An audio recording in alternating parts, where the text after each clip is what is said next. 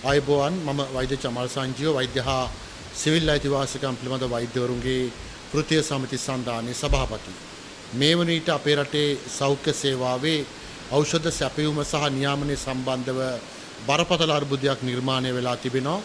ඊට ආසන්නම සිදුවීම තමයි ඔන්ඩෙස්ට්‍රෝන් කියන වමනය ඕක්කාරය සඳහා ලබා දෙන ඉන්දියාවෙන් ගෙන්වන ලද ඖෂධයේ ආශ්‍රිතව සංකූලතා මතුවීමත් ඒ වගේම තමයි ඒ ආශ්‍රිත මරණ දෙකක් සිදු වූ බවට සැකසහිත සිදුවීම් ඖෂධ නියාමන අධිකාරිය තහවුරු කළ තිබෙනවා. මේකේ වැදගත්ම දේ තමයි මෙම ඖෂධ සම්බන්ධව දැනට මහනුවර ශික්ෂණ රෝහලේ ශුද්ධ විද්‍යා ආයතනය කරපු පරීක්ෂණයේදී බැක්ටීරියා විස අඩංගු බවට වන ඒ සම්බන්ධ වන පළවෙච්ච වාර්තා. දැන් මේ සිදුවීමත් එක්ක අපේ රටේ නැවත වතාවක් බාල ඖෂධ සම්බන්ධව කතාවක් නිර්මාණය වෙනවා. ඒක තවත් තීව්‍ර කළා මේ ඉන්දියානු සමාගමෙම ගෙන්නපු තවත් ඖෂධ වර්ග 10ක් එම ඖෂධ හරහා ආසාත්මික ප්‍රතික්‍රියා ඇතිවීමේ අවධානම මත తాවකාලිකව භාවිතාවෙන් ඉවත් කරනවා. එම ඖෂධ වලත් මෙම ඖෂධ ලබා දීම හරහා යම් යම් සංකූලතා ඇතිවිය හැකි බවට විශේෂඥ කමිටු දැනට නිර්ණය කර තිබෙන නිසා එම ඖෂධ తాවකාලිකව භාවිතයෙන් ඉවත් කරන්නට ඖෂධ නියාමන අධිකාරියේ අවදානම් සහ ආරක්ෂිත සෞඛ්‍ය සම්බන්ධ කමිටුව තීරණය කොට තිබෙනවා. ඒතර මේ තත්වයක් එක්ක රටේ නැවත ප්‍රශ්නයක් එනවා. කියලි රඹුක්කල අමාත්‍යවරයා දූරෙන් ඉවත් වෙලා දැන් අවුරුදු දෙකක් ගිහිල්ලා ආණ්ඩුව වෙනස් වෙලා දැන් අවුරුදු එකහමාරකට ආසන්න වෙලත් තවමත් මේ කෙහෙලියගේ බාල බෙහෙත් රටේ ජනතාවට බලපෑමක් කරනවා නම් මේ ආණ්ඩුවේ ක්‍රියාකාරීත්වය සෞඛ්‍ය අමාත්‍යාංශයේ ක්‍රියාකාරීත්වය බරපතල විදියට මහජනතාව ඉදිරියේ අභියෝගයෙන් ලක් වෙලා තිබෙනවා.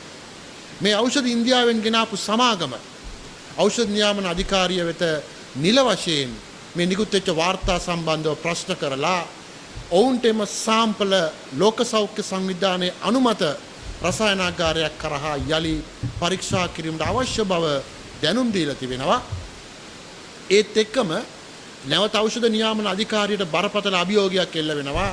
ඒ තමයි පහුගිය කාල සීමාව මුළුල්ලේම ඖෂධ නියාමන අධිකාරිය తాවකාලිකව විතරක් නෙමෙයි ස්ථීරව භාවිතයෙන් ඉවත් කරපු ඖෂධ පවා යම් කාල සීමාවක් ගියාට පස්සේ ඒ සමාගම මගින් ලබා දෙන වාර්තා මත නැවත භාවිතා කරන්නට උපදෙස් දීපු අවස්ථා රැසක් පහුගිය කාල සීමාවදී වාර්තා වුණා. ඒ නිසාම මේ රටේ ඖෂධ නියාමන අධිකාරියේ තත්ත්වපාලන රසායනාගාරය සම්බන්ධව බරපතල එම ක්‍රියාකාරකම් සම්බන්ධව බරපතල විදිහේ අභියෝගයක් නැත්නම් වාර්තා ස්ථාවර වශයෙන් පිළිගන්නවද නැද්ද කියන අභියෝගයට දැන් සෞඛ්‍ය අමාත්‍යාංශය ලක් වෙලා තිබෙනවා. අපේ රටේ ඖෂධ නියාමන අධිකාරියේ තත්ත්වපාලන රසායනාගාරය ශ්‍රී ලංකා ජාතික ප්‍රමිතිගත ස්ලැබ් කියලා ශ්‍රී ලංකා ඇක්‍රඩිටේෂන් බොඩි එකේ අනුමත රසායනාගාරයක් නෙමෙයි. අපි ඒ නිසා පහුගිය කාලේ දිගටම කිව්වා ලෝක සෞඛ්‍ය සංවිධානයේ අනුමත රසායනාගාරයක් හදන්න ලංකාව ඇතුලේ රුපියල් බිලියන 5ක වගේ මුදලක් වැය වෙනවා. ඒතර ඒ මුදල ජනාධිපතිවරයාට වාර්ෂිකව වෙන් කරන ජනාධිපති සඳහා වින් කරන ඒ විශේෂ අයවැය ප්‍රතිපාදන දිහා බැලුවට පස්සේ ඊටාත්ම සුළු ප්‍රමාණයක්. ඒ වගේම තමයි ජනාධිපති අරමුදලෙන් තිබෙන මුදල් ප්‍රතිපාදන වලට සාපේක්ෂව රුපියල් බිලියන 5 කියන්නේ ඊටාත්ම සුළු ප්‍රමාණයක්. හැබැයි ඒ රුපියල් බිලියන 5 වෙන් නොකරන නිසා ලෝක සෞඛ්‍ය සංවිධානයේ හෝ ආසියානු සංවර්ධන බැංකුව හෝ ලෝක බැංකුව හරහා මේ මුදල් ලබාගෙන මේ බැංකුව වලින් ලැබෙන ණය ආධාර යටතේ හෝ මේ ඖෂධ නියාමන අධිකාරී තත්ත්වපාලන රසායනාගාරය ස්ථාපිත නොකිරීම නිසා රටට දැඩි ආර්ථික හානියක් වගේම මහජනතාවට විශාල ජීවිත හානියක් සිද්ධ වෙන බව නැවත නැවත පැහැදිලි වෙනවා. දැන් මේ ඖෂධ ඉන්දියාවෙන් ගෙන්වීමේදී මේකේ ප්‍රශ්න සහගත ඖෂධ කාණ්ඩ 4 නිෂ්පාදනය කළ තිබෙන්නේ පිළිවෙලින් 2024 නොවැම්බර් මාසයේ. ඒ ලංකාවට ගෙනවිත් තිබෙන්නේ 2025 පෙබරවාරි මාසයේ. ඒ වගේම දෙවෙනි කාණ්ඩය 2025 මැයි මාසයේ නිෂ්පාදනය කරලා 2025 ජූලි මාසයේ ලංකාවට ගෙනත් තිබෙනවා. තුන්වන ඖෂධ කාණ්ඩය 2025 අගෝස්තු මාසයේ නිෂ්පාදනය කළා 2025 සැප්තැම්බර් මාසයේ ගෙනවිත් තිබෙනවා. ඒ වගේම අවසාන ඖෂධ කාණ්ඩය 2025 අගෝස්තු මාසයේ නිෂ්පාදනය කරලා ලංකාවට ගෙනත් තිබෙන්නේ 2025 සැප්තැම්බර් මාසයේ. මේ තමයි ඔන්ඩෙස්ට්‍රෝන් කියන ඖෂධයේ මේ తాවකාලිකව තහනම් කරපු කාණ්ඩ ලංකාවට නිෂ්පාදනය කරලා ගෙන ආපු දින. එහෙමනම් ඒ සියල්ල ඇවිත් තිබෙන්නේ වර්තමාන ආණ්ඩුවේ පාලන කාලෙදි කියන එක අදාළ සමාගම දැන් නිල වශයෙන් තහවුරු කරලා තිබෙනවා. ඒ වගේම තමයි අදාළ සමාගම ඖෂධ නියාමන අධිකාරියට මේ ඖෂධ ගෙන්වන අවස්ථාවේදී නිෂ්පාදනයෙන් පසුව ලබා දීපු තත්ත්වපාලන රසායනාගාර වාර්තා නිකුත් වෙලා තිබෙනවා. ඉන්දියාවේ සිප්‍රා ලැබ්ස් ඇතුළු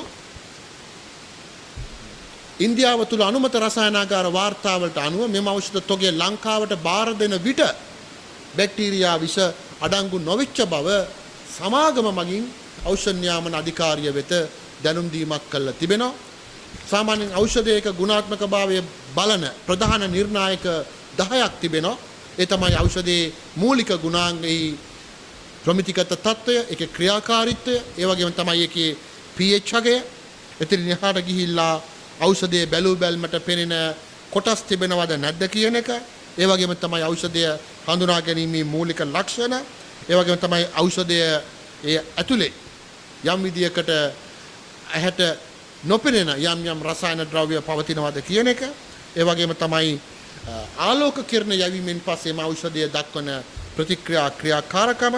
ඒ වගේම තමයි ඖෂධයේ ක්‍රියාකාරීත්වය සඳහා අදාළ වෙන අනෙකුත් නිර්ණායක සමග ගත්තට පස්සේ ආසන්න වශයෙන් මේ ඖෂධයක් ගුණාත්මකභාවය බලන මූලික ප්‍රධාන සිද්ධාන්ත 10ක් විතර තිබෙනවා. ඒ ප්‍රධාන සිද්ධාන්ත 10ම ඉන්දියාවේ කරපු පරීක්ෂණයේදී අදාළ සමාගම ඖෂධ නියාමන අධිකාරියට සාම්පලය ලබා දෙන විට සමත් තත්ත්වයේ තිබුණු බව තමයි සඳහන් වෙන්නේ. ඉතින් මේ වාර්තාව පිළි අරගෙන තමයි ඖෂධ නියාමන අධිකාරිය මේ ඖෂධ ලංකාව තුළ බෙදා හැරීම සඳහා බාර ගැනීමක් සිදු කළා තිබෙන්නේ.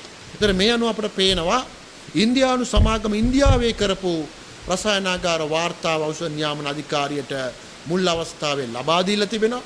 ඒ වගේම තමයි එම ඖෂධ නිෂ්පාදනය කරලා තිබෙන්නේ මේ අවුරුද්දෙම තමයි වැඩි ප්‍රමාණයක්. ඒතර ඒ ඖෂධ ලංකාවට ගෙනත් තිබෙන්නේ වර්තමාන ආණ්ඩුව යටතේ මේ අවුරුද්ද ඇතුළතදීම තමයි. ඒ නිසා මම හිතන්නේ දැන් ආණ්ඩුවට සෞඛ්‍ය අමාත්‍යාංශයට ගැලවිය නොහැකි වගකීමක් තිබෙනවා මේ ඖෂධ නියාමනය හා බෙදා හැරීම සම්බන්ධව. විටින් විට මතුවෙන ගැටලු සංකුලතා සහ මරණ වලට තිත තියන්න නම් නිශ්චිත තාක්ෂණික ක්‍රමවේදයක් යටතේ ඒ සඳහා වැඩසටහන් සකස් කරන්න ඕන. එහෙම නැත්නම් මේකෙන් වෙන්නේ ලංකාවේ සෞඛ්‍ය පද්ධතිය ගැන ජාත්‍යන්තරයේ තිබෙන විශ්වාසය පහළට ඇද වැටුනොතින් ලංකාවට වෛද්‍ය සැපයුම සඳහා පවා නිෂ්පාදකයන් සහ සැපයුම්කරුවන් අදිමදි කරන්න පුළුවන්. මේ රටේ සැපයුම් ජාලයෙන් නොවුන් ඉවත් වෙන්න පුළුවන්. අනිත් පැත්තේ ලංකාව ලෝක සෞඛ්‍ය සංවිධානය තුළ අත්පත් කරගෙන තිබෙන ලෝකයේ දියුණු රටවල් වල අත්පත් කරගෙන තිබෙන යුනිසෙෆ් ආයතනය වගේ ජාත්‍යන්තර ඉහළ සෞඛ්‍ය සේවා සැපීමේදී හා සෞඛ්‍ය ආරක්ෂිත ක්‍රියා ලබා දීමේදී ජාත්‍යන්තර මැදිහත්වීමක් කරන ආයතන ලංකාව ගැන තබාගෙන තිබෙන විශ්වාසය මෙවැනි ක්‍රියා හරහා බිඳවැටෙනවා. අනික් පැත්තෙන් අපේ රටේ මහ ජනතාවට නිදහස් සෞඛ්‍ය ලබා ගැනීමේදී ඔවුන් ලබා ගන්නා බේත් පෙත්ත ගැන, ඔවුන් ලබා ගන්නා එන්නත ගැන ඔවුන්ට යම් සැකයක් නැතුනොතින් අපි ගොඩනගාගෙන පැමිණි ජාතික සහ ජාත්‍යන්තර ප්‍රතිරූපය සහ කීර්තියට හානියක් සිද්ධ වෙනවා. ඒ නිසා මේ ඖෂධ නියාමන අධිකාරිය මගින් බැක්ටීරියා විෂ සහිත බවට නිකුත් කරපු වාර්තාව, ඒ වගේම තමයි ලංකාව තුල පිළිගත හැකි ප්‍රමිතිගත ඖෂධ නියාමන අධිකාරිය රසායනාගාරයක් පිහිටීම සඳහා වන සාකච්ඡාව, ඒ වගේම තමයි ලංකාවේ ඖෂධ නියාමනයේදී තියෙන අඩුපාඩු කඩිනමින් සකස් කිරීමේ වගකීමක් මේ ආණ්ඩුවේ සෞඛ්‍ය අමාත්‍යවරයාට සහ නිලධාරීන්ට තිබෙනවා. ඒතර ඒක අපි විශ්වාස කරනවා විශේෂයෙන්ම ජනාධිපතිවරයාට මේ රටේ සෞඛ්‍ය පද්ධතිය සම්බන්ධව තිබෙන අත්හල නොහැකි වගකීම ඉෂ්ට කිරීමට දැන් නැවත බලගන්වන නිසා මේ සම්පූර්ණ ක්‍රියාව ගැන පසුවිපරමක් කරලා මෙවැනි ක්‍රියා ඉදිරියට සිදු නොවීමට ජනාධිපතිවරයා අවශ්‍ය පියවර ගනිවි කියලා අපි විශ්වාස කරනවා. ස්තුතියි.